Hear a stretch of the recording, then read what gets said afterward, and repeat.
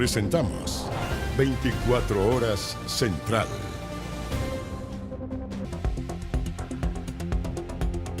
Comenzamos con la revisión de las noticias y en clave política. Ya vamos a estar en todos los actos de cierre de campaña que les anticipamos, pero antes les contamos que los 8 candidatos a la presidencia, si es que no lo vieron, bueno, estuvieron enfrentándose en el último debate antes de la elección del domingo. Hubo varias interpelaciones y distintos momentos que hoy han sido parte del análisis. Claro, podríamos decir que el primero de esto es la evidente distancia que tomó Janet Jara en relación al gobierno. El segundo, la estrategia de José Antonio Kast de criticar al Ejecutivo y a la candidata oficialista y además no confrontar al resto de los candidatos de oposición.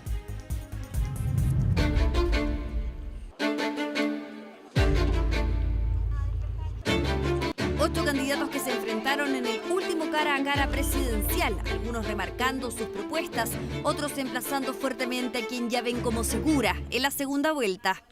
Es como el país de las maravillas, lo que propone la candidata a la continuidad. Todo su programa es de un populismo de Janet Jara. Total. Aquí algunos proponen recortes como si esto fuera una competencia, una subasta.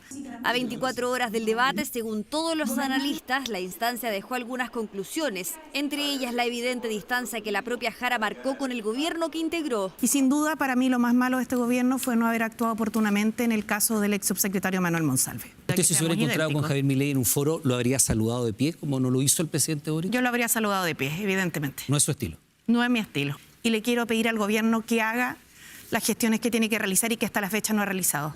Y no solo eso, Jara este martes endureció el tono contra el gobierno al cuestionar algunos aspectos del presupuesto y exigir el retorno de la glosa de libre disposición, más recursos para materias habitacionales y reponer dineros para el programa Más Adulto Mayor.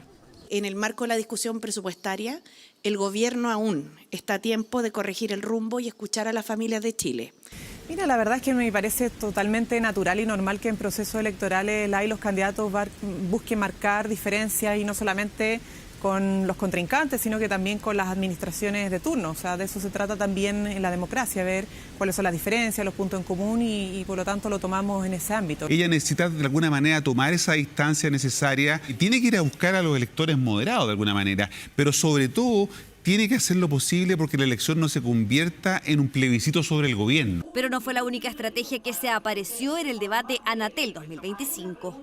Y había 2 candidatos, o sea, José Antonio Kast y Janet Jara, que claramente estaban jugando en segunda vuelta y que se habían elegido como contrincantes y que por lo tanto estaban permanentemente, ¿no es cierto?, interpelándose. Kast prefirió no correr riesgos y, como había adelantado, optó por no confrontar a los otros candidatos de oposición. No, porque tenemos un tan mal gobierno que creo que no vale la pena marcar ninguna diferencia con gente que es de oposición, con candidatos de oposición al actual gobierno. Sus principales encontrones fueron con la candidata oficialista. Jara también atacó y no olvidó la última polémica que involucró un miembro del comando de José Antonio Kast. Una de las cosas que voy a impulsar claramente es saber qué pasa con la plata de la AFP, la que se gasta en publicidad, en particular en el asesor del candidato Kast, Bernardo Fontaine, que además fue un activo opositor a cualquier reforma previsional. Lo primero que hay que hacer aquí es hablar con la verdad. Y cuando yo escucho a la candidata Jara hablar de todo lo que proponen, digo, ¿tienen ordenado el presupuesto? Intenso debate protagonizado por los 8 abanderados que sumó momentos como este, cuando el tema era la gobernabilidad y la política exterior.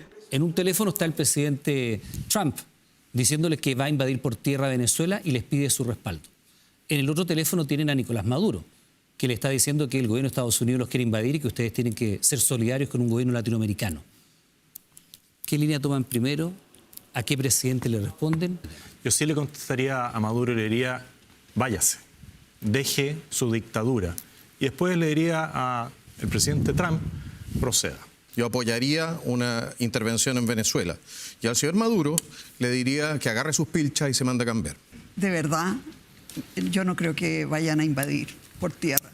Hay formas mucho más inteligentes, más modernas, más rápido de estrangularlo. El derecho internacional se tiene que respetar y no estoy por avalar ninguna invasión armada a otro país hermano.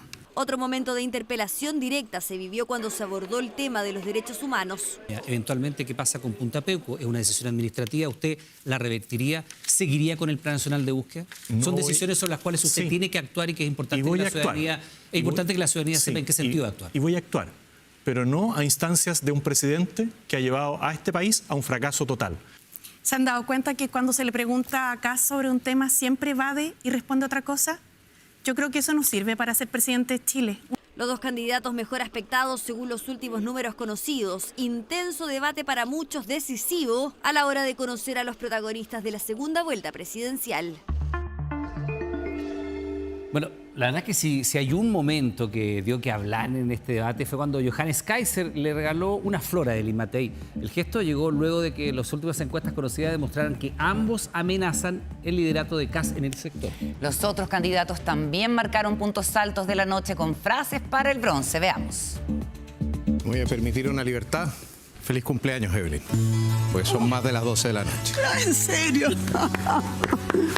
Dankeschön. Dankeschön. Gracias. Uno de los momentos más llamativos y comentados de la noche porque sorpresivamente en un debate presidencial, Evelyn Matei recibió su primer regalo en este nuevo cumpleaños cuando el reloj cruzó la medianoche. El protagonista de ese regalo, Johannes Kaiser, candidato que con el correr de los días se ha convertido en uno de sus más duros adversarios, luego que diversos estudios lo ubicaran amenazando o incluso superando a la carta de Chile Vamos. Nosotros podemos tener posturas políticas distintas y sin embargo podemos tratarnos con humanidad y con cariño. Yo también fui cariñosa, lo puse cerca de mi corazón, así que son formas de... Y muy cerca dejó esa rosa, gesto cordial hacia el final de un debate donde ambos buscaron marcar posturas y remarcar diferencias, con la intención de conquistar el voto indeciso que, de acuerdo a algunas muestras, tiene a 3 candidatos de oposición competitivos de cara a una segunda vuelta. Kast con cierta ventaja y Kaiser y Matei peleando la tercera posición. En la previa, la candidata ya había adelantado lo que se apreciaría en algunos pasajes del encuentro. Yo soy moderada y al mismo tiempo tengo colmillos y toda la vida he sido así. Y de esa forma no tardó en lanzar el primer dardo contra Kast y generar una ola de comentarios tras ser consultada por seguridad. Luché como alcaldesa en contra del crimen organizado, en contra de la delincuencia, en contra del comercio ilegal. No me escondí nunca detrás de un vidrio. José Antonio Kast fue aludido por la candidata Evelyn Matei. No me escondí detrás de un vidrio. Si nosotros no enfrentamos ahora al Tren de Aragua y al terrorismo, nuestro país se va a ir a la cresta. Fue a lo mejor el debate más Evelyn de los que hemos visto, porque creo que es su fuerte y que en algún sentido se había visto un poco constreñido en el resto de la campaña. En comerciales, cada candidato recibió refuerzos de su comando, un arreglo de corbata, una arenga o un repaso de ideas o estrategia. 8 presidenciables que más de 3 horas se emplazaron por diversos temas y una frase que dio que hablar. Bala o cárcel para los criminales. Profesor Chantisi, no se enoje, pero bajando los viáticos a los políticos no financia un carajo lo que hemos hablado hasta acá. No sabéis mucho de economía. 0.2 estimado. Tiempo. Chile es un país abortivo. La sociedad nuestra es abortiva. Hay que seguir estudiándolo. ¿Por qué nos vamos a apurar? Porque lleva como 10 años parado el proyecto. No hay cosas que paradas duran mucho tiempo. Así cada candidato buscó manejar sus tiempos y estrategia. Y si Matei por momentos sacó los colmillos como había prometido, Kaiser respondió de esta manera cuando fue consultado por seguridad. El Partido Comunista votó de manera sistemática en contra de los proyectos de ley de seguridad en este mismo gobierno, que era su gobierno. El mega operativo de Río de Janeiro nos ha impactado muchísimo. ¿Alguien disponible para operativos de esa envergadura? Sí, si es necesario y existe poder de fuego de una banda o de un grupo terrorista, un grupo armado con pretensión territorial, evidentemente que se le tiene que oponer la fuerza del Estado. Kaiser traía una carta bajo la manga que mostró justo antes del debate tras la polémica que él mismo provocó. Eso tras ser criticado duramente cuando hace solo días deslizó la posibilidad de indultar al ex agente de la DINA, Miguel Krasnov. Yo he llegado a la conclusión que vamos a hacer un plebiscito. Vamos a hacer un plebiscito donde le vamos a preguntar a la gente si quiere cerrar todo este capítulo, también de andar pagando cientos de miles de falsos exonerados, indemnizaciones y todo tipo de cuestiones. Para muchos analistas, este domingo no solo se conocerá quiénes pasan a segunda vuelta, también quién se convertirá en el líder indiscutido de la derecha. Efectivamente, aquí yo creo que como que se nivelaron las posibilidades y yo creo que hoy día esa es una elección que está abierta. Nervios en un sector cuyos candidatos mostraron sus últimas cartas a menos de una semana de la elección. Si la gente vota por convicción, definitivamente vamos a llegar a la segunda vuelta. La flor candidata. Me la lleva alguien. Sí, me lleva. molestar. Gracias, buenas noches. Gracias a todos ustedes.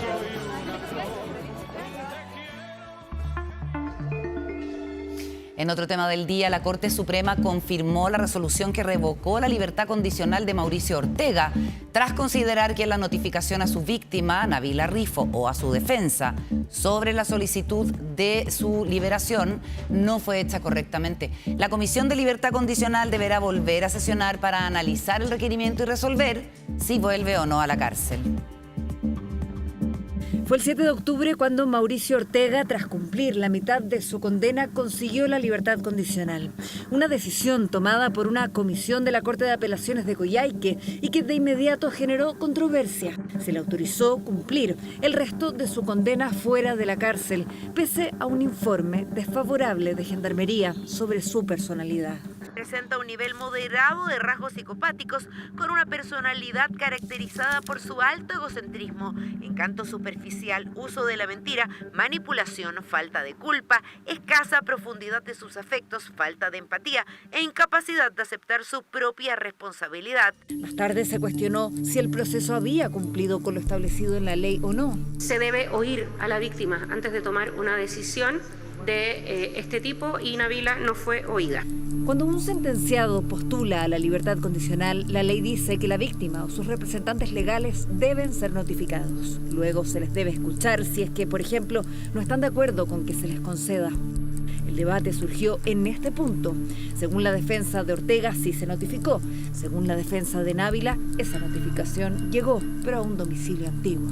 Cernamej presentó un recurso de amparo ante la Corte de Apelaciones de Coyhaique, argumentando que la libertad de Ortega amenazaba el derecho a la seguridad de ella.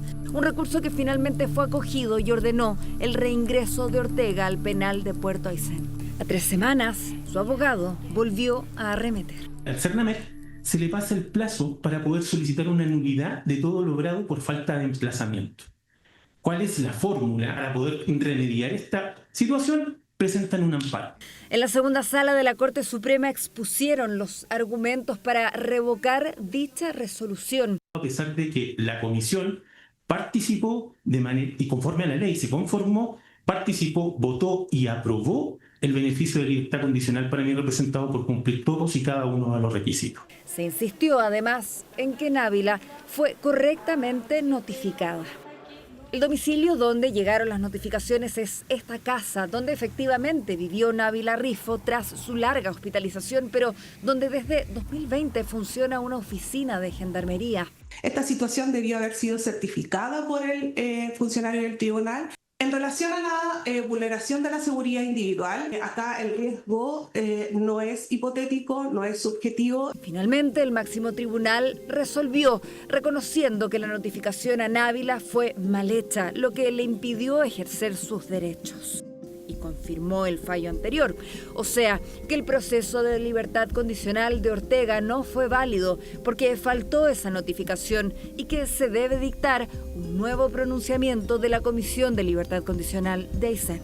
Valoramos que la Corte Suprema haya ratificado la decisión de la Corte de Apelaciones de Coyhaique porque confirma que los derechos de las víctimas también son parte del debido proceso y deben estar al centro de las decisiones judiciales. Pese al fallo de fines de octubre, Mauricio nunca volvió a la cárcel, justamente porque su abogado apeló y todo este tiempo esperó la deliberación de la justicia en su casa en Coyhaique. La resolución es inapelable, pero podrían recurrir mediante un recurso extraordinario de queja.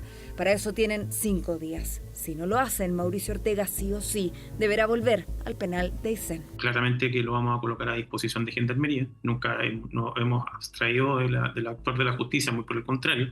Uno de los casos de violencia de género más estremecedores que se haya conocido en Chile y que a casi 10 años sigue sumando capítulos en materia judicial. Bueno, tuvieron que pasar 15 días de intensa búsqueda para encontrar a Valentina Alarcón, aunque lamentablemente sin vida.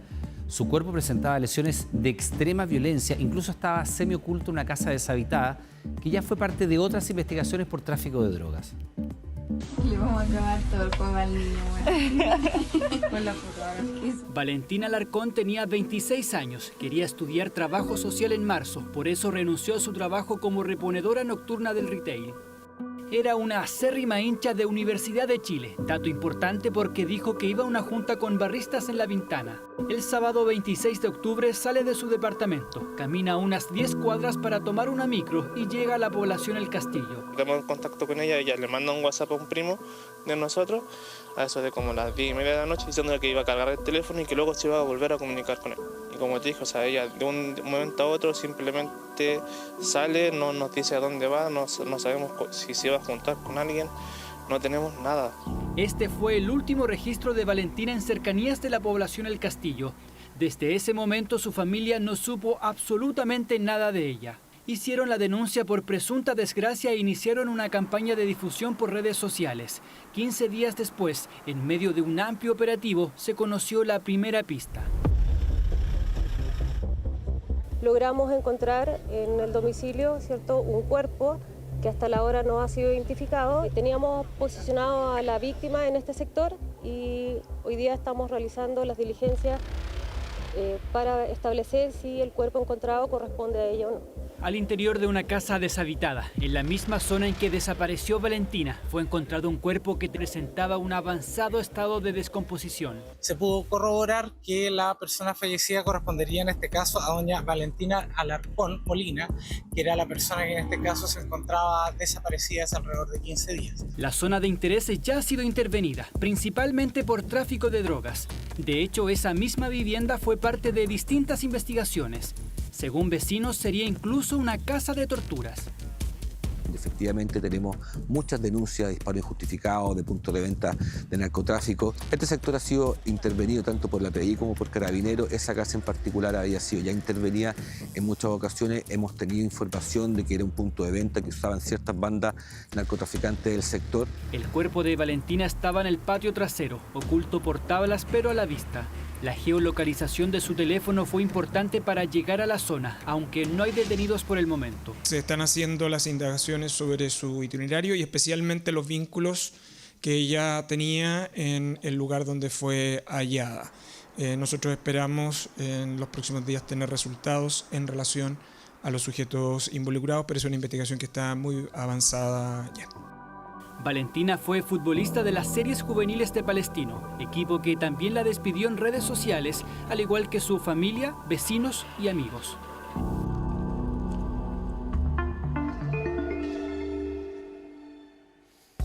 En otro asunto, prometen bajar rápido de peso, pero detrás de la venta de medicamentos por redes sociales puede haber falsificaciones, dosis incorrectas e incluso dependencia.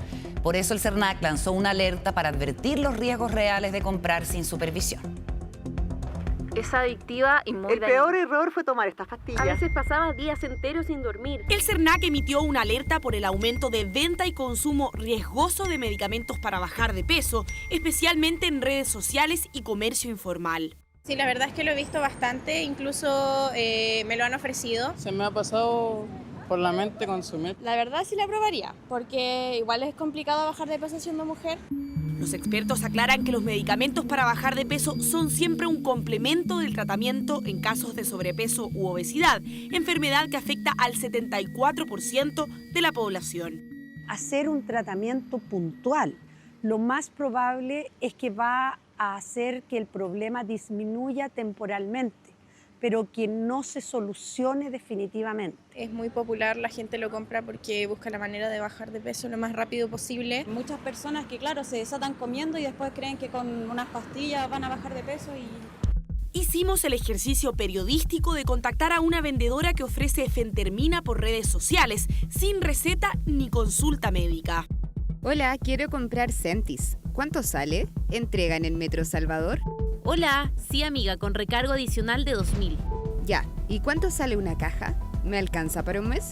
Sí amiga, le alcanza para el mes la caja. Ya, ¿cuánto es? ¿Puedo transferir? Sí puede transferir, sería el total de 42.000. Los efectos de los medicamentos para actuar sobre el apetito a nivel cerebral en Chile no están aprobados para más de 3 meses. Existen otros más costosos basados en semaglutida, por ejemplo, que pueden llegar a costar más de 300.000 pesos. Los otros medicamentos, al revés, están indicados para ser usado a más largo plazo, y por eso que cuando las personas se automedican, después van a tener un aumento de peso que ellos no esperaban. Así de fácil es conseguir estos medicamentos. Por eso se hace un llamado a la responsabilidad del consumidor.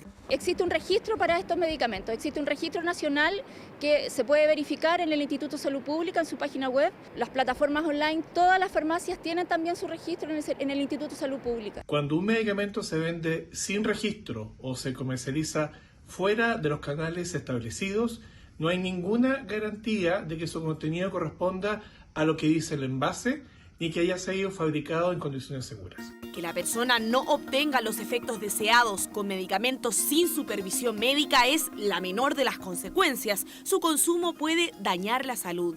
Pueden ser que a la persona tenga algún problema de presión arterial, una hipertensión severa, algún problema neurológico, que la persona tenga un acostumbramiento patológico al medicamento, lo que se llama dependencia. Los medicamentos para bajar de peso pueden ser una herramienta válida y segura, pero solo cuando son indicados por un médico. El principal consejo es que este tipo de productos sea consumido bajo prescripción médica, siempre con el apoyo de un médico especialista que pueda supervisar el consumo de estos medicamentos de manera que no tengan ningún tipo de riesgo a través de su consumo. La alerta del CERNAC no es contra estos fármacos, sino contra la publicidad engañosa, la venta ilegal y la automedicación. En salud, el camino rápido puede salir muy caro. Bueno, debate ha generado la propuesta del economista José de Gregorio, que aseguró que el Banco Central debe eliminar los billetes de 20.000 pesos. Es una iniciativa que genera opiniones divididas entre los chilenos y a la cual respondió el Instituto Emisor. ¿Qué dijo? Presta atención. Apenas aparece uno de estos billetes, varios comparten la misma sensación. Cuesta soltarlo, cuesta. No, lo tiene ahí, no lo queréis soltar. Más poder adquisitivo te da, se siente con alta plata. Cuesta bastante, porque uno lo cuida, pero al momento de tener que comprar y ver que te entregan pedacitos de billete. Aunque al mismo tiempo se enfrentan complicaciones. Cuesta mucho tener sencillo de ese billete para la gente. Aparte que es poco el efectivo que anda. No, yo creo que cuesta cambiarlo porque también no todos tienen vuelto. Una dificultad que los comerciantes aseguran es más difícil para ellos. Susana, por ejemplo, es dueña de este kiosco y cada vez que le pagan con este billete de alta denominación se torna un problema para ella y ojo que no son pocos. Esto lo atribuye a que los cajeros automáticos son los que más los entregan. Es que es complicado, porque igual de repente yo tengo que estar cambiando cada 5 o 10 minutos porque es un sencillo que la gente no anda trayendo. Se vuelve molesto porque a veces tengo gente y tengo que salir a cambiar. Hay días que se ve harto, hay días, por ejemplo, hoy día se ha visto harto billete de 20. Y es justamente esa una de las razones que plantea el economista y expresidente del Banco Central José de Gregorio para terminar con el billete de Andrés Bello, asegurando también que puede servir para combatir los delitos como el narcotráfico y lavado de dinero. El Banco Central debería decidir luego eliminar el billete de 20 lucas. Yo lo vengo diciendo hace cuánto tiempo. ¿De qué sirve el billete de 20 lucas? ¿A quién le pasa que cuando necesita efectivo va a un cajero, pide 100.000 pesos y le dan 5 billetes de 20 lucas que no sirve para nada? Y que uno tiene que ir a comprarse un chicle para cambiarlo. Una propuesta que genera opiniones divididas entre los chilenos. Mala idea. ¿Por qué? Porque son los ahorros que uno más hace, po. Creo que convendría para no andar peligrando en perder la plata. Creo que es innecesario. O sea, ¿mantenerlo nomás?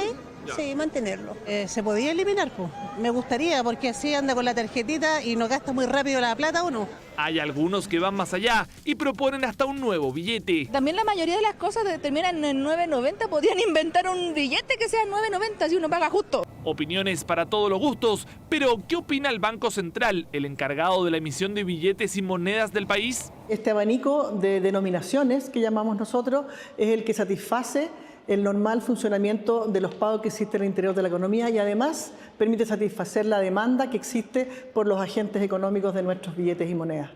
Todas las denominaciones que dispone el Banco Central son usadas.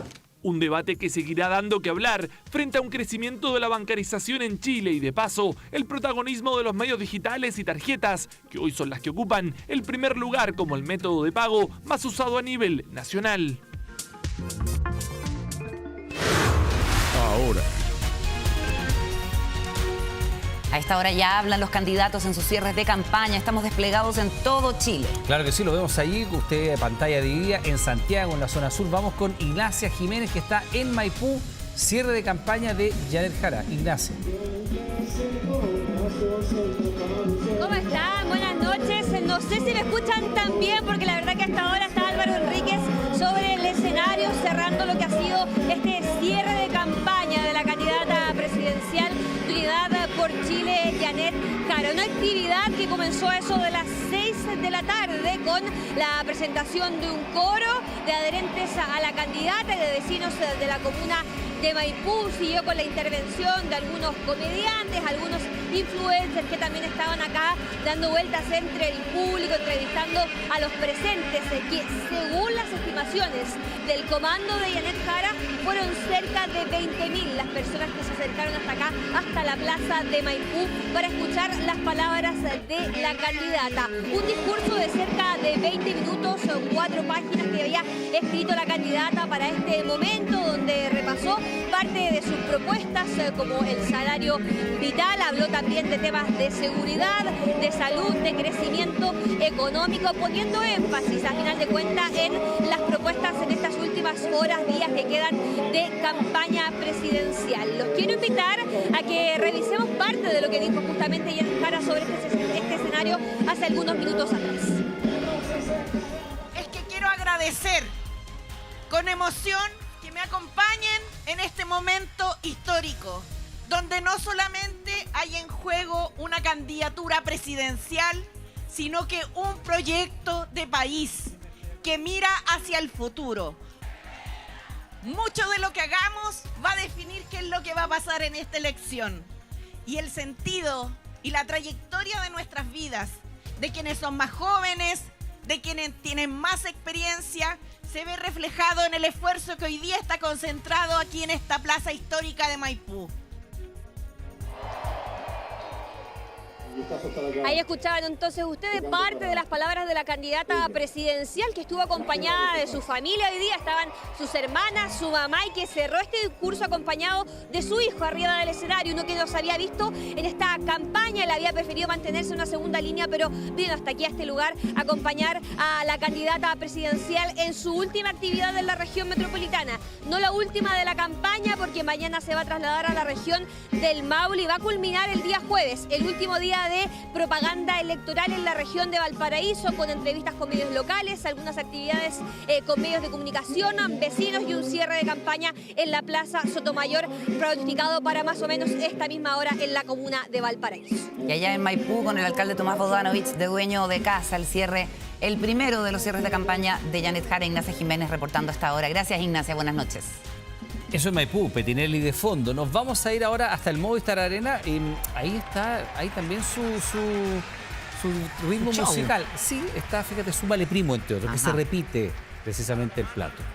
Estamos ahí con Joaquín San Martín. Joaquín, ¿qué tal?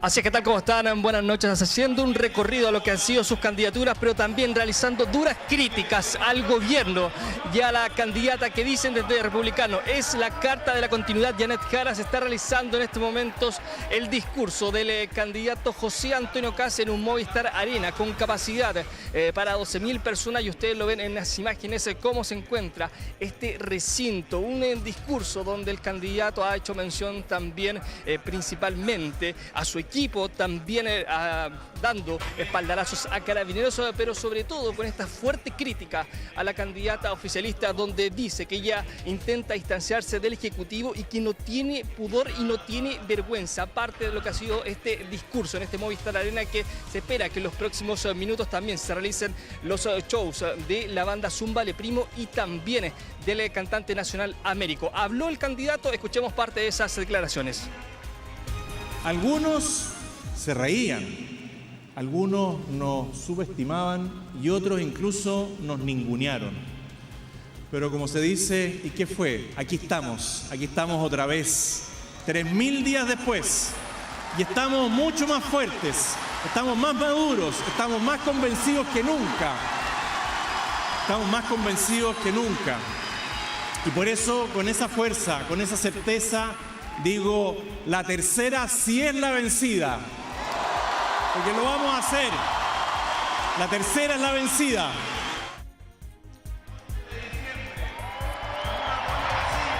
Haciendo mención y recalcando eso, que esta es su tercera y última candidatura en este caso, del candidato republicano, en un escenario que llama bastante la atención. Han dicho acá, muy al estilo Trump, con pantalla, en este caso, en el techo y también con un pasillo y bastantes luces. Es parte de lo que se está viendo en el Movistar Arena, a la espera también de lo que van a ser los siguientes shows en vivo en esta cierre de campaña del candidato republicano. Joaquina, vimos ya lo de Jara, ahora lo de Kass, han vuelto estos actos masivos, varias decenas de miles de personas, pero hay más todavía. Claro que sí, nos vamos al sur del país, donde Franco Parisi realiza su cierre de campaña. Desde allá nos cuenta sobre la actividad del candidato del Partido de la Gente, Ricardo Campos. Buenas noches. Sí, ¿qué tal? ¿Cómo están ustedes? Muy buenas noches. A esta hora están desmontando el escenario en pleno centro de Temuco, Plaza Teodoro Schmidt, pero hay silencio a esta hora. Pero hace un rato atrás esto había en volumen muy alto. Los parlantes estaban amplificando bastante el show de cierre de campaña del candidato presidencial Franco Parisi en pleno centro de la capital de la Araucanía. Vamos de inmediato a ver esas imágenes de lo que aconteció durante la tarde. Son las 18 horas aproximadamente, cuando los partidarios, los adherentes, militantes del Partido de la Gente, no solo de la región de la Araucanía, sino que también de otras regiones, de la región de los Ríos, venían, y también los candidatos que acompañaron en el escenario que estaba montado al medio de la Plaza Teodoro Schmidt, en pleno centro de la capital de la Araucanía, y que vieron descender de un vehículo ante la sorpresa incluso de muchos al candidato Franco Parisi, que caminó desde calle Prat hasta el escenario que estaba montado al centro de la plaza, justo al medio de la Plaza Teodoro Schmidt. Ahí entonces la gente evidentemente se abalanzó sobre el candidato, pero después de un caminar de algunos minutitos pudo llegar y entregar este discurso que era tan esperado por todos los adherentes de Franco Parisi, aquí que se congregaron en la Plaza Teodoro Schmidt de Temuco. Veamos lo que dijo tras este show de cierre de campaña, que tuvo la participación también de algunos artistas urbanos de aquí de Temuco. No, muy contento, recibimos el cariño desde la bajada en el avión en el aeropuerto, teníamos más de 400 personas, y ahora acá en la plaza de Teodoro Schmidt teníamos más de 4.000 a 5.000 personas. Realmente fue mucho cariño y estamos muy contentos porque claramente esto se va a reflejar en votos, ¿no?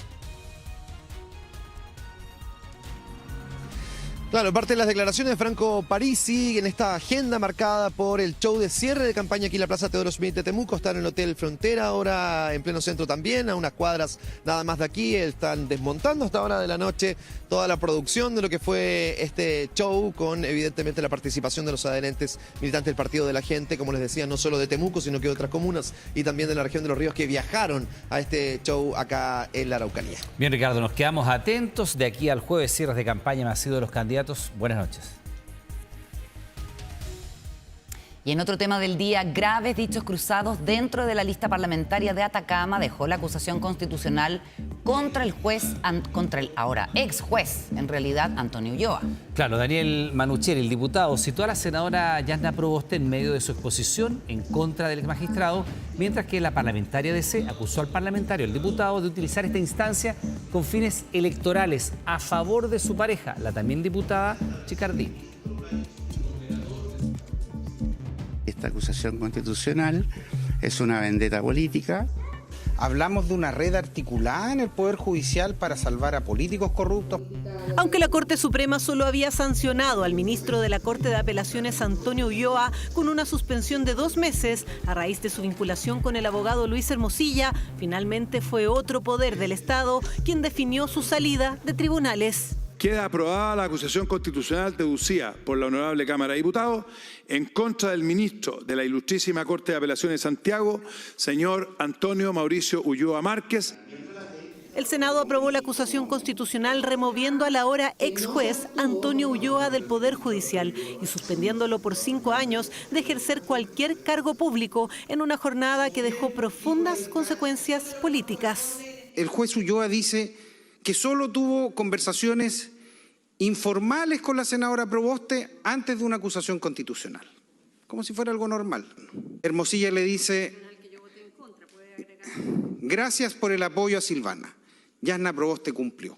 El diputado se refería a mensajes de 2020, cuando Ulloa le señaló al abogado Luis Hermosilla que había hablado con los senadores Rafael Proens y Yasna Proboste, quienes revisarían la acusación constitucional contra la jueza Silvana Donoso, proceso iniciado a raíz de la liberación condicional de Hugo Bustamante, el hombre que posteriormente asesinó a la joven Ámbar Cornejo. Conocidos estos mensajes, la senadora que votó en contra de la jueza negó las acusaciones con Ulloa y acusó al juez de faltar a la verdad. Creo que hay que mantener las conductas parlamentarias, diputado, porque usted nombra a una senadora fuera de contexto, me parece una falta de respeto.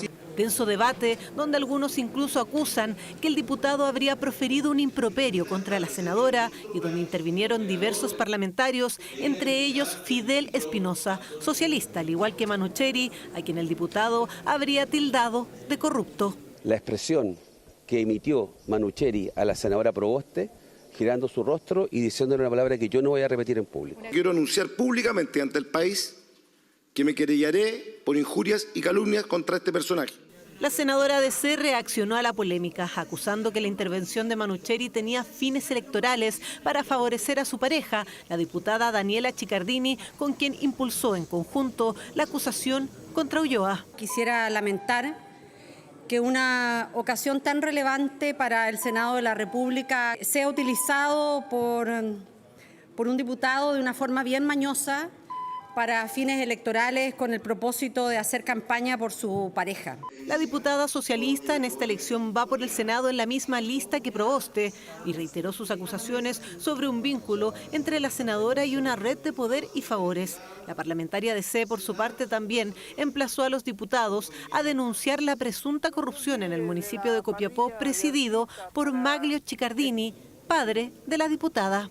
¿Por qué cuando el alcalde Chicardini, padre de su pareja, contrata empresas fantasmas para defalcar a los copiapinos y copiapinas, el diputado guarda silencio? No tenemos nada que esconder, nada que ocultar. Por otra parte, rechazo categóricamente las destempladas expresiones de la senadora Proboste.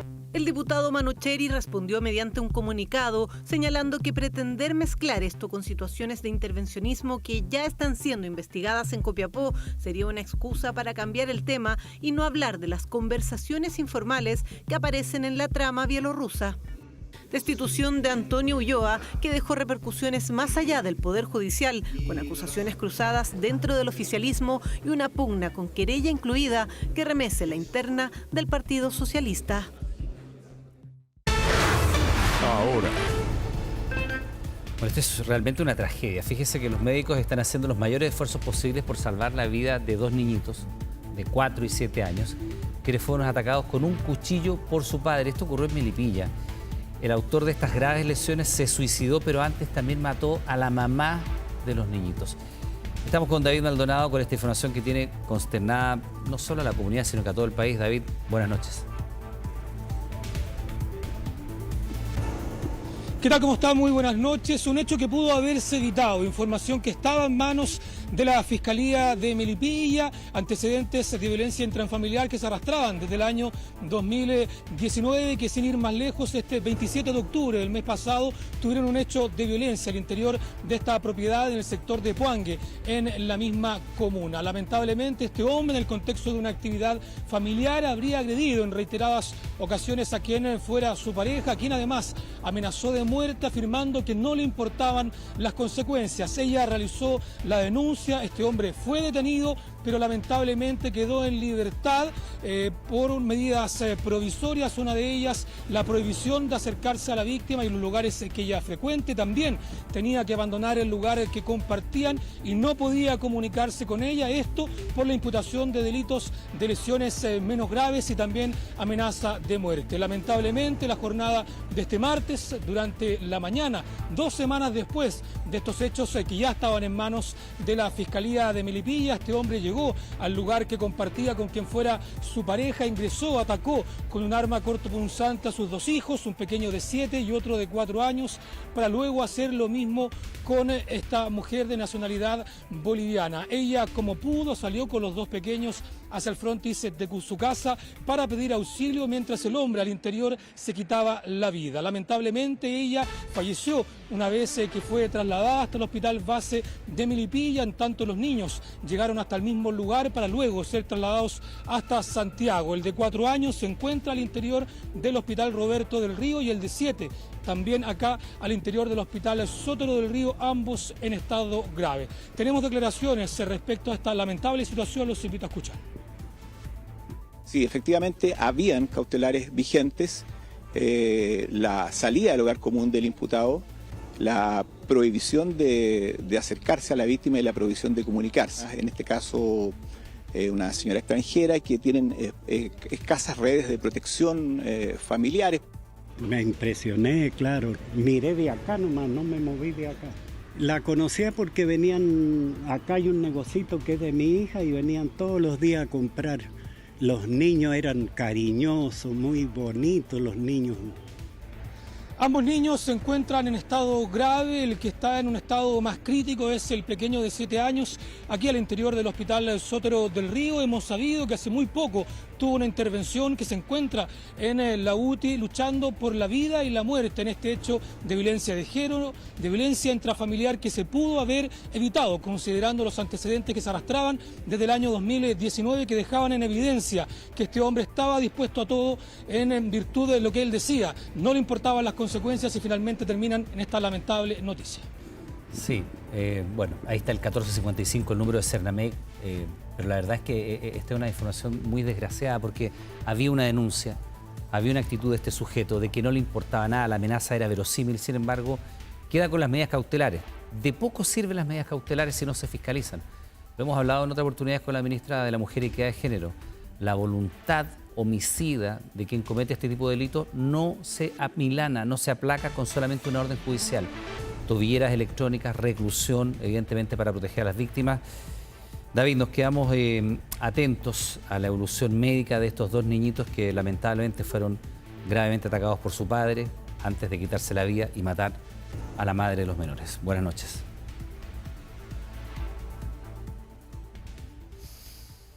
Bien, en otros asuntos, un suministro garantizado a las empresas chinas. Eso ofrecieron Codelco y SQM para lograr la aprobación del gigante asiático, el histórico acuerdo entre ambas compañías. La operación está a detalles de ver la luz, pero ¿qué significa para nuestro país? Veamos.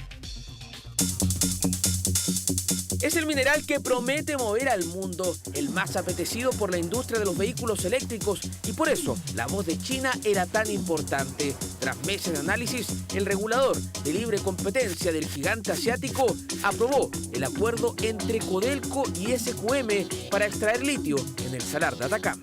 Demuestra que Chile puede alcanzar cualquier meta si actúa colaborativamente, con rigor y con sentido de país. Se trata de un acuerdo histórico que promete darle a Chile el liderazgo en esta industria, pero ¿cuáles son sus claves? En lo inmediato, esta alianza creará una mega empresa de litio cuyo control será del Estado chileno a través de Codelco. SQM aportará su conocimiento en la industria y sus trabajadores, mientras el Estado aportará los recursos naturales del Salar de Atacama, la mayor reserva mundial de este mineral. Esto nos va a permitir duplicar la producción de aquí a 10 años en materia de litio. Es uno de los avances económicos más importantes que hemos tenido en los últimos años. Y en materia de asociación público-privada es probablemente la asociación público-privada más importante que hemos tenido en décadas. Este acuerdo ya sorteó la aprobación de la Fiscalía Nacional Económica, la Comisión Chilena de Energía Nuclear, múltiples gobiernos y hasta la consulta indígena, quedando solo pendiente el visto bueno de la Contraloría General de la República. Para tener la aprobación de la autoridad china, nuestro país comprometió un suministro garantizado a las empresas del gigante asiático, algo que genera debate entre los expertos. No estoy muy de acuerdo. ¿Qué significa para el país?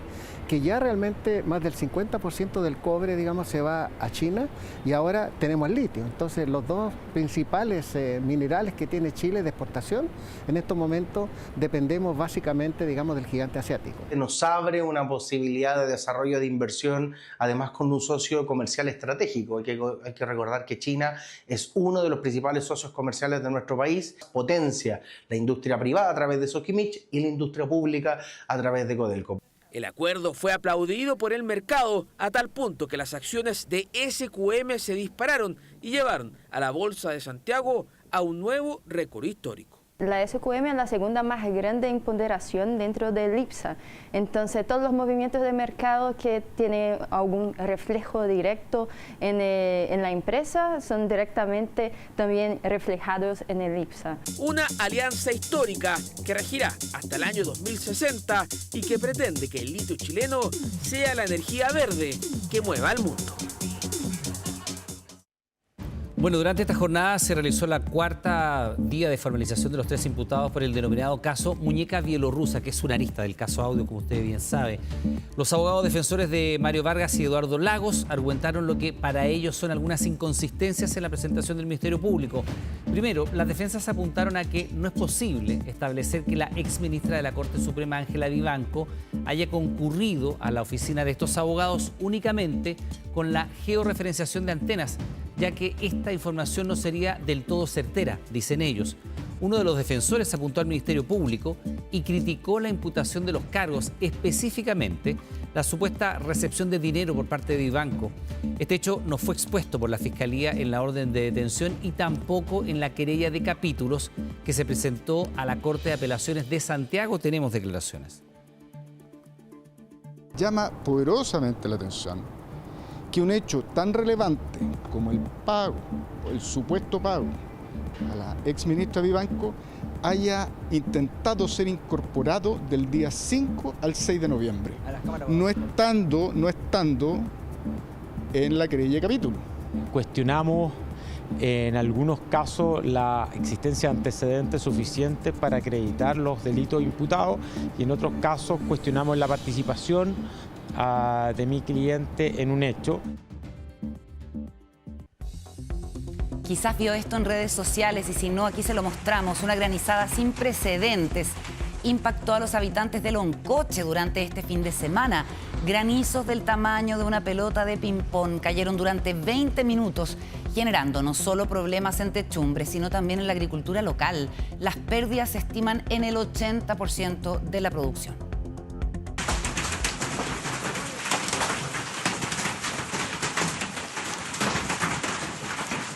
Empezaron a caer los granizos así, pero era como que nos estaban apedreando la casa.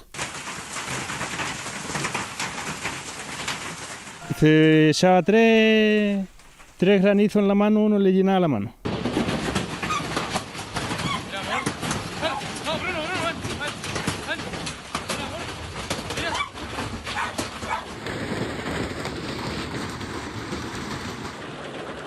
La tarde del sábado 8 de noviembre pasado seguramente no será olvidada por los habitantes de Loncoche.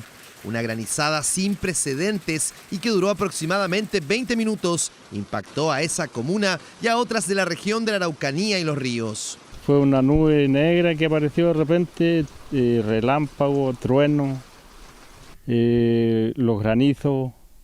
Me recuerdo, había una gallina con pollo, murieron los pollos. Para nosotros fue como apocalíptico, le decía yo, porque mirábamos los animales, las aves, como corrían desesperados, escondiéndose. No solo murieron aves por el impacto de los granizos, que eran del porte de una pelota de tenis de mesa, pero con el peso de una piedra. Eso porque la agricultura se vio fuertemente afectada. La familia Silva González, productores de frambuesas, solo vieron los daños al día siguiente. Aquí los granizos golpearon de tal manera lo que son los cargadores, que nosotros le llamamos, los hijuelos, que los cortaron. Fue como que había pasado un huracán.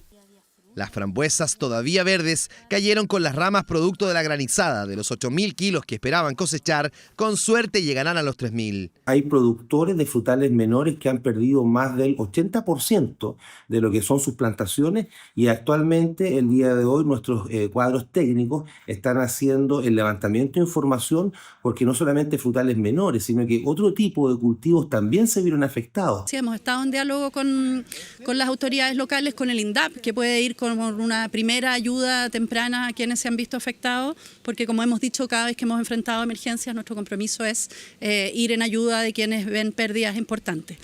Y ojo, porque esta inédita granizada podría presentarse nuevamente en la Araucanía y en otras regiones del país. Básicamente, para que haya un granizo se tiene que desarrollar la nube más potente que existe en la meteorología, que es un cumulonimbus, que es una nube que se desarrolla mucho en la vertical, no tanto en la horizontal, sino que es más bien en la vertical. Todavía está presente esta baja segregada que está generando estas nubes de tormenta. Tan grande, oye, sí, tan tremenda.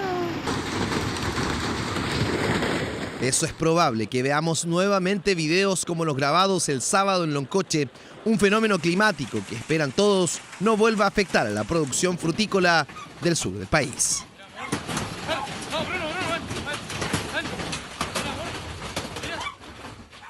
Los pingüinos de Humboldt están en peligro de extinción. Fíjense que esa es una de las especies que cambió de categoría en el nuevo proceso de calificación de especies silvestres realizado por el Ministerio de Medio Ambiente.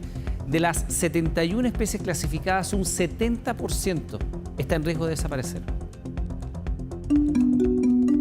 El pingüino de Humboldt es una de las aves marinas icónicas de las costas de nuestro país. Sin embargo, en los últimos 50 años, su población se redujo entre un 50 y un 80%. Es un pingüino que está en casi la mayor parte de la zona central, algo de la sur, llega hasta Perú, quizá un poco más arriba. Habita en toda la corriente de Humboldt y vemos que ha sido muy afectado. Esta ave fue una de las especies que cambió de categoría en el 20º proceso de clasificación de especies silvestres que se realiza cada año en el país. Pasó de vulnerable a en peligro de extinción. Esto es por presión sobre sus colonias, la captura incidental y también el cambio climático. Cada año el Ministerio del Medio Ambiente, junto a otros organismos públicos y privados, más la ciudadanía, clasifica especies de flora y fauna de nuestro país con el fin de tomar medidas que permitan su conservación. El 20º proceso de clasificación actualiza 70 especies y confirma una señal de alerta. Más del 70% quedó en categoría de riesgo. Durante toda esta jornada, personal de bomberos ha trabajado en el resguardo de las viviendas. Estos incendios de la región de O'Higgins de 2022 consumieron gran parte del territorio donde vive el lagarto gruñidor de Álvaro, cuya clasificación ahora es de en peligro crítico de extinción. Su hábitat fue consumido por las llamas. Son lugares que están quemados, completamente quemados. Entonces, altamente probable que existan muertes de cientos de esos individuos. De hecho, no se sabía cuánto existía quizás hasta antes del incendio. Con respecto a la flora, 11 plantas endémicas del archipiélago de Juan Fernández fueron también categorizadas como de alto riesgo de extinción, principalmente por el ingreso de especies invasoras que alteran su hábitat. Zarzamora, maqui, que invaden los bosques de Juan Fernández, están compitiendo gravemente con estas especies. Lo mismo la presencia de conejo, la presencia de ratas que o consumen las plantas o consumen las semillas. Actualmente se estima que Chile tiene más de 30.000 especies reconocidas e identificadas, de las cuales 1.600 han sido clasificadas. Dentro de las principales razones por las que se ven amenazadas las especies en Chile son la pérdida del hábitat donde se desarrollan, la intromisión de especies exóticas, que son aquellas que no pertenecen al país, y el cambio climático. El hábitat natural está disminuyendo porque lo estamos transformando en otro uso, en usos agrícolas, en usos urbanos, en uso de infraestructura. La biodiversidad en Chile está retrocediendo y esto se debe a que continuamos perdiendo los hábitats, degradando los ecosistemas y permitiendo las industrias extractivas en zonas sensibles. Tomar medidas se hace urgente y también concientizar a la ciudadanía del valor que cumple cada una de las especies que habitan el territorio nacional. De lo contrario, existe un riesgo real de que a futuro estos animales y plantas desaparezcan para siempre. Ahora. En pocas horas más, un grupo de pilotos de LATAM entrará en huelga al no llegar a acuerdo con la compañía. ¿Qué significa esto? ¿Qué consecuencias tiene para los pasajeros? Jan Giachetti está en el terminal aéreo y nos cuenta a esta hora. Buenas noches, Jan. Hola, Carolina. Buenas noches. Esta huelga podría significar un peligro para la conectividad aérea de nuestro país. Es una duda que nace debido a esta negociación colectiva que lamentablemente no llegó a buen puerto entre la empresa LATAM y también algunos trabajadores sindicalizados, pilotos de sus vuelos, que en este caso ya han anunciado para la medianoche van a iniciar una huelga. Finalmente, esta duda también nace porque han adoptado una serie de medidas, por ejemplo, desde la misma empresa, de cancelar algunos vuelos, sin ir más lejos.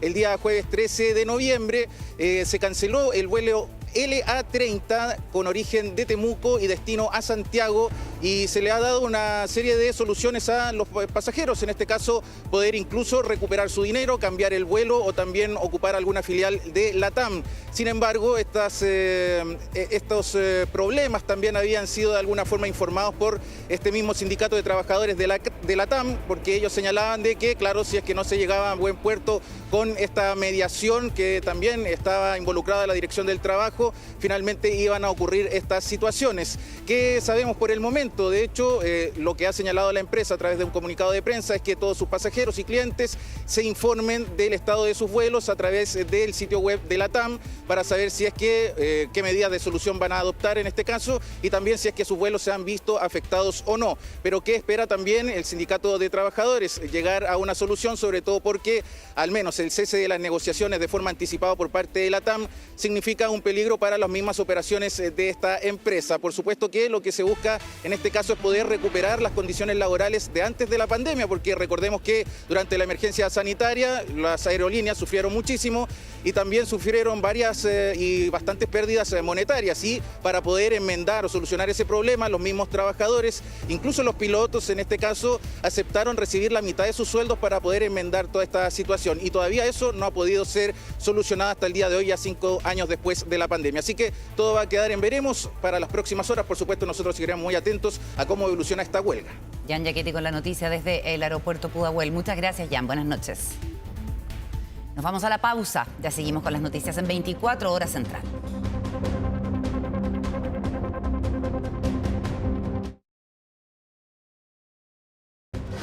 Ya volvemos con 24 Horas Central. 24 Horas Central.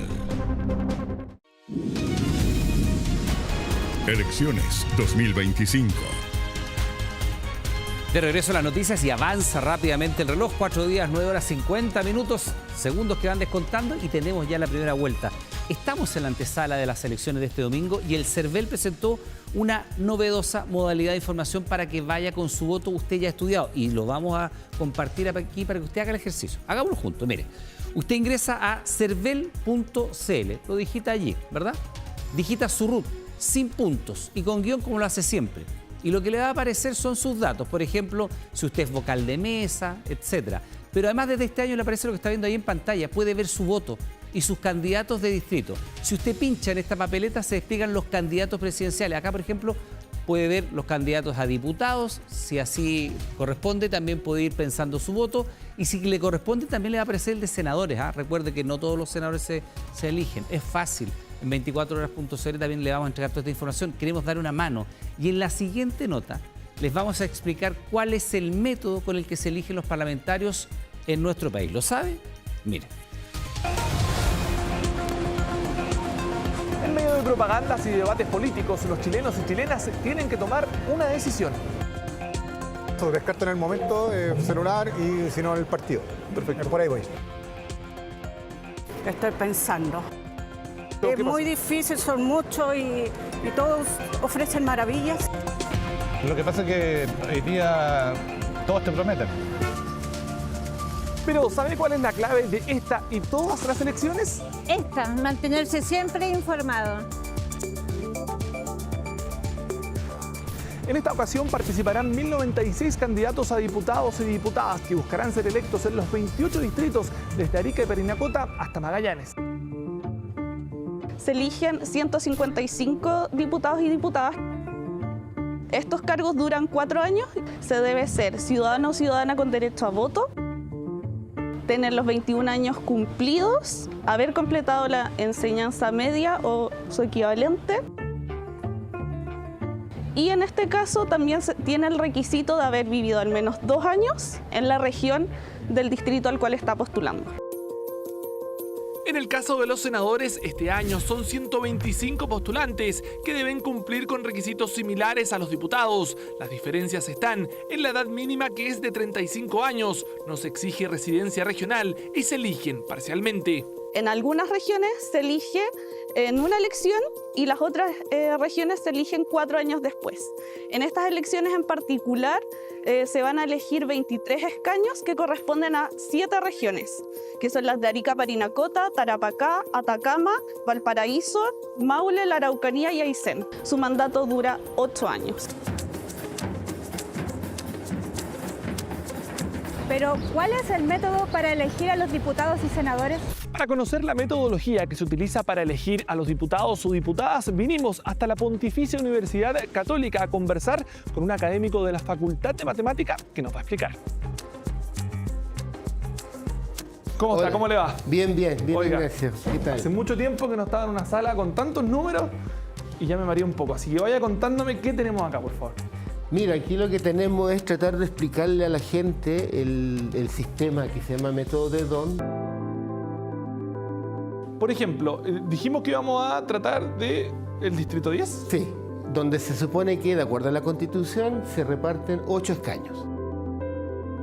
Aquí tenemos 2 listas que están compitiendo en el Distrito 10. ¿Ya? Vamos a suponer la lista de los verdes y la lista de los rojos. Pero lo que tenemos que entender como ciudadanos y ciudadanas es que cuando votamos estamos dando fuerza electoral para poder adquirir sillas o escaños, y esa fuerza electoral es la suma de todos los votos que tiene una lista. La lista roja obtuvo 23 votos, mientras que la lista verde obtuvo 49 votos. Y si calculamos la proporción, que simplemente dividimos el número de votos divididos por sillas, para la roja obtenemos que hay 2,875 votos vale una silla. Y para la lista verde, 6,125 votos vale una silla. Pero no podemos darle 2,8 sillas a un partido porque no podemos partir la silla. El algoritmo funciona de la siguiente manera. Tomamos los votos de la lista roja y los vamos a dividir por 1, por 2, por 3, hasta dividido por 8, porque estamos repartiendo 8 escaños.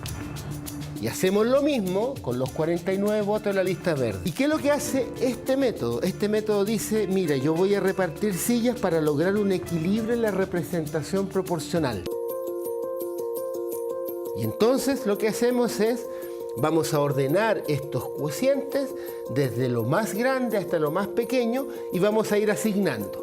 49 el mayor, le toca la primera silla a la lista verde. 24,5 es la segunda cifra más grande, le corresponde la segunda silla a la lista verde. Ahora viene 23, le corresponde la tercera silla a la lista roja. Y ahí se genera el cambio. Y ahí se genera el cambio. Pasamos, pese a que este tenía más votos, pasamos acá porque es que tiene mayor. Exacto. Entonces, la lista verde, que tuvo la mayor cantidad de votos, se quedó con 6 sillas, 6 escaños. Y la lista roja se quedó con 2. Una vez que la lista verde obtuvo las 6 sillas, volvemos a mirar ahora la lista y vamos a ver los votos, pero ahora vamos a mirar los votos con el nombre de los candidatos. Supongamos, por ejemplo, Natalia tenía la mayor cantidad de votos, le corresponde la primera silla. Luego viene el segundo que tiene la mayor cantidad de votos, cualquiera que sea, y etcétera, hasta cumplir los 6.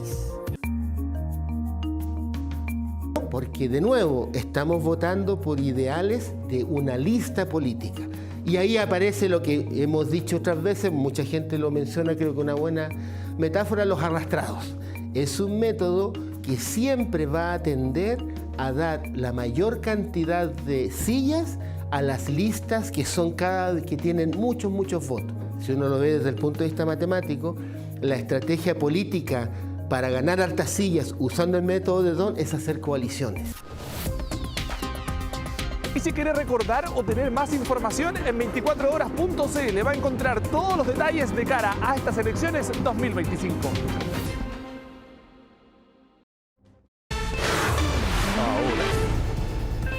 Estamos de regreso y vamos a compartir con ustedes una imagen increíble porque se inauguró el total del puente ferroviario. Miren qué cosa más hermosa. ¡Qué espectacular! El puente ferroviario Bío Bío, que desde ahora el viaducto va a tener esta maravillosa iluminación durante la noche. Increíble. Felipe Jara nos cuenta en vivo a esta hora de esta novedad sobre el río Bío Bío. Adelante.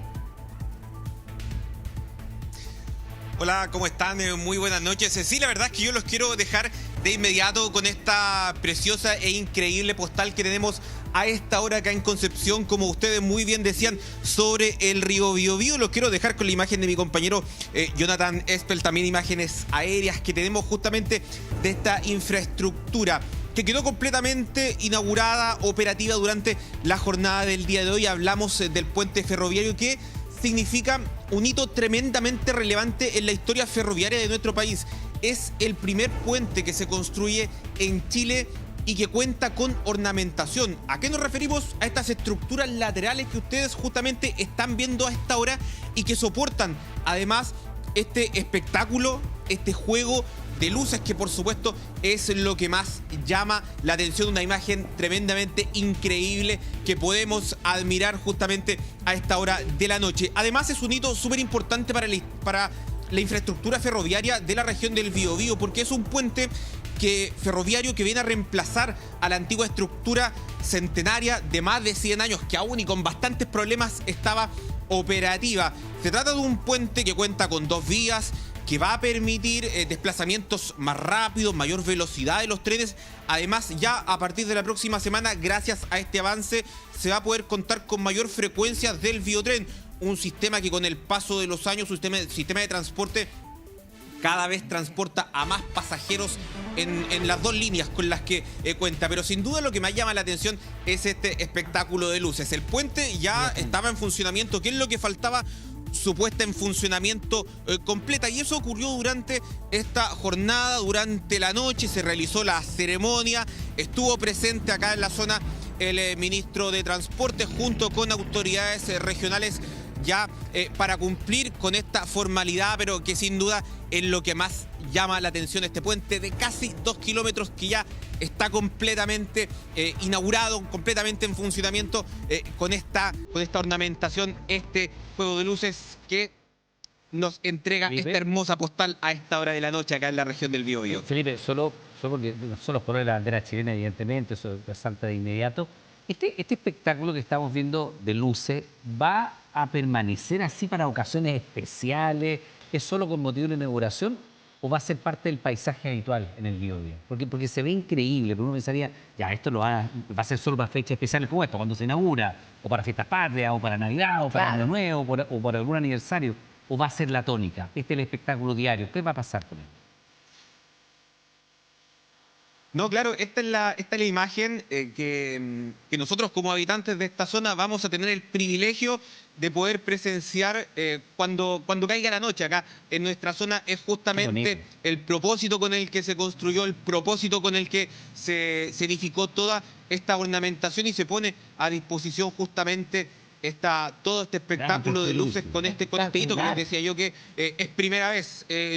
No hay puentes de ninguna característica, ni tampoco ferroviario, que cuente justamente con toda esta estructura y con esta ornamentación que estamos viendo y que, como les decía yo, quienes vivimos acá en esta zona, quienes utilizamos también el Biotren, vamos a tener la posibilidad de presenciar diariamente en nuestra zona. Fantástico, la capital de la región del Biobío, con esta tremenda obra de infraestructura que le hace también a la región. Nosotros lo musicalizamos desde acá, Felipe Jara, con Los Bunkers, oriundos de la capital de la región del Biobío, con Canción de Lejos, que en uno de sus versos dice: las sombras se van cayendo sobre Concepción despierto. Un gran abrazo a todos por esta novedad allá en la región del Biobío, en Concepción. Un saludo para ti, Felipe. Buenas noches.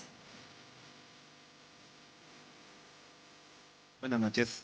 Ahora en la sombra habrá que decir, las luces iluminan Concepción. Exacto. Porque cambia el paisaje completamente. Bueno, maravilloso, ¿eh?